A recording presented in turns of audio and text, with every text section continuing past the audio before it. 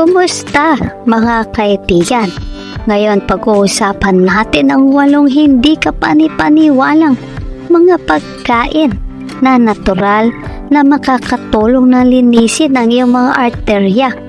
Ang mga pagkain ito ay hindi lamang masarap, napatunayan na sila ng sayantipiko upang mabawasan at kahit na baliktad na build-up ng plaka. Kabilang sa mga ito, makakahanap ka ng iba't ibang mga prutas, gulay, herbs at buto.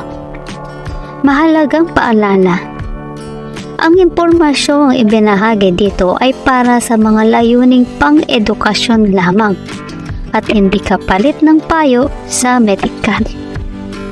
Ngayon, pag-uusapan natin ang tungkol sa atherosclerosis, ang pagpapatigas ng mga arterya dahil sa build-up ng plaka. Ang plaque ay isang halo ng kolesterol, taba, waste products, calcium at fibrin. Kapag nakaklag ang mga arterya, nasa peligro ng mga atake sa puso o stroke. Maaring magmungkahi ang iyong doktor ng isang malusog na dieta, ehersisyo at posibleng mga gamot tulad ng mga statins o fibrates. Ngunit habang makakatulong ang mga gamot, madalas silang may mga epekto. Pero ang good news, ang atherosclerosis ay maiiwasan at kung minsan ay mababalik. Maaari mong simulan ang pangangalaga ng iyong kalusugan kaagad. Narito ang 9 na mga pagkain na nakakapagpalinis ng arterya ng natural na nais mong idagdag sa iyong dieta. Welcome sa Mind Your Body channel. Kung bago ka pa lang sa channel na ito, ay huwag kalimutang mag-subscribe at pagkipindot na rin ang notification bell para updated kayo sa mga susunod na videos ng channel na ito. Number 1. Olive oil. Ang olive oil ay mayaman sa mga monounsaturated fats, lalo na ang oleic acid, na tumutulong sa mas mababang antas ng kolesterol ng LDL at dagdagan ng mga antas ng kolesterol ng HDL. Ang mga antioxidant sa langis ng oliba tulad ng polyphenols ay tumutulong na mabawasan ang pamamaga at oxidative stress sa mga arterya. Ang pagkonsumo ng langis ng oliba bilang bahagi ng isang balansing dieta ay maaari mag-ambag sa pagpapanatili ng malinaw na mga arterya at pagbabawas ng panganib ng sakit sa puso. Number 2. Garlic o bawang. Kilala sa mga makapangyarihang katangian ng panggagamot, ang bawang ay naglalaman ng mga compound ng asupre na makakatulong sa pag-relax ng mga daluyan ng dugo, bawasan ng pamamaga at mas mababang antas ng kolesterol. Maaari rin itong pigilan ang pagsasama-sama ng platelet, pagbabawas ng panganib ng mga clots ng dugo na maaaring humantong sa mga blockage ng arterya. Number 3. Pomegranate. Ang mga granada ay mayaman sa mga antioxidant, lalo na ang mga polyphenols tulad ng flavonoids at tannins na makakatulong na maiwasan ang oksihenasyon ng LDL cholesterol o ang masamang kolesterol at mabawasan ang pamamaga sa mga dingding ng arterial.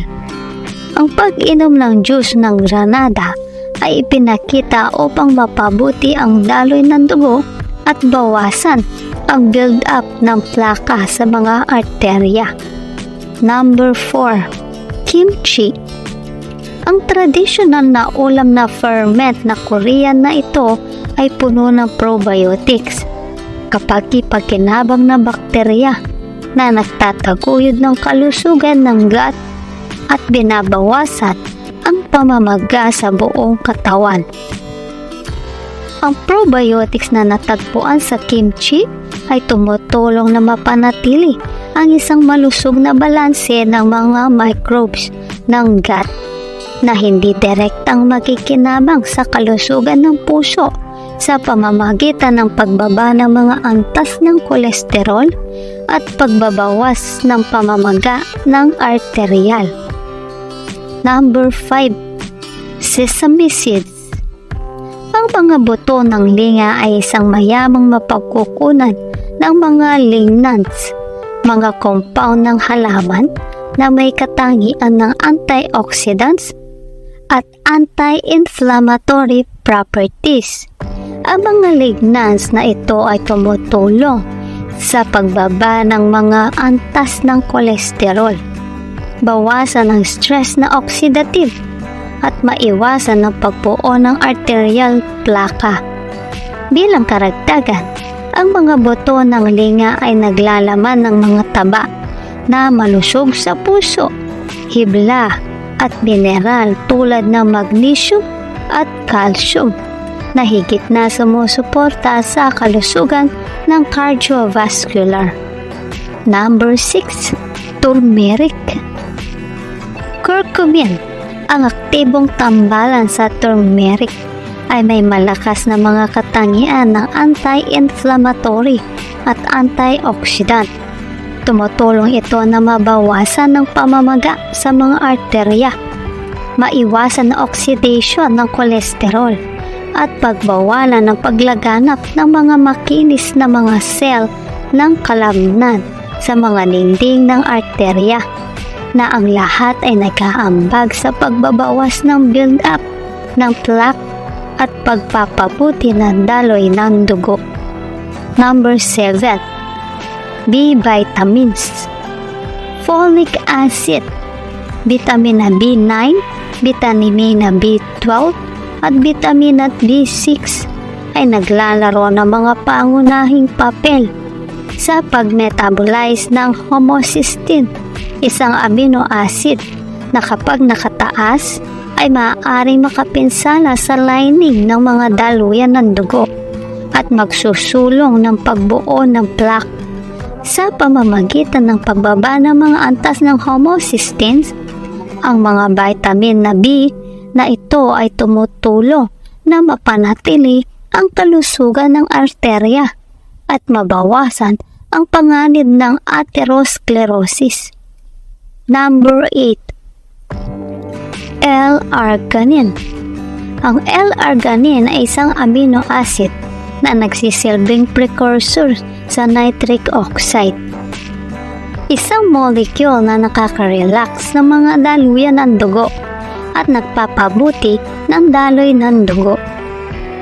Sa pamamagitan ng pagtaguyod ng vasodilation, ang L-arginine ay tumutulong sa mas mababang presyon ng dugo, bawasan ang higpit ng arterial at maiwasan ang pagbuo ng arterial plaque.